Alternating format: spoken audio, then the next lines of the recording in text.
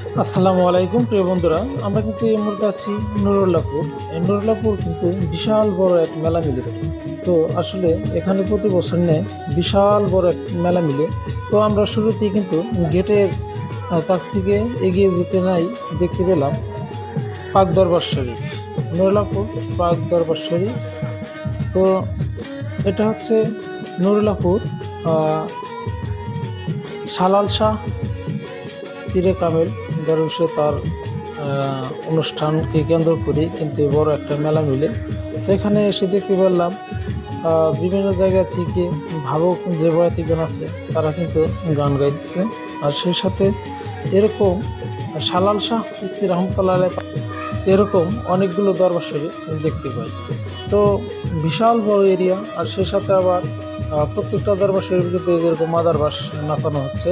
এই যে আমরা কিন্তু ছোটোবেলায় মাঝে মধ্যে দেখতাম যে এলাকা ভিত্তিক বাড়ি বাড়িতে এই মাদারবাস নাচাতো।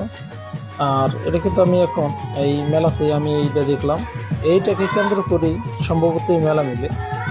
আর এটার একটা নাম আছে, সেটা নাকি বলে ধামাইল বলে। এই ধামাইল প্রতি বছর এই ধামাইল নেয়, এই আপনার মাদারবাস নাচানো হয়। দেখতে পাচ্ছেন সবাই একতালে বাঁশ নিয়ে নাচাচ্ছে এই মাদারবাস।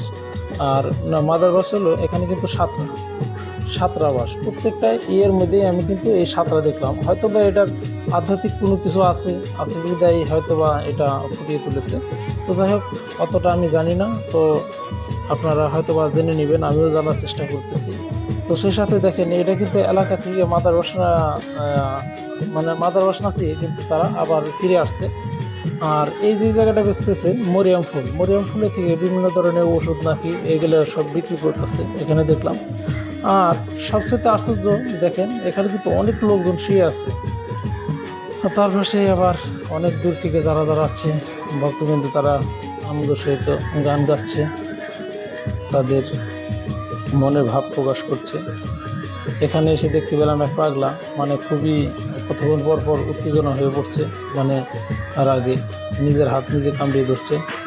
তো যাই হোক বন্ধুরা, আমরা ঘুরে ঘুরে কিন্তু অনেক কিছুই দেখলাম। তো এখন আমাদের বিদায় নেওয়ার পালা। তো দেখা হবে আবার পরবর্তী আর এক ভিডিওতে। ধন্যবাদ।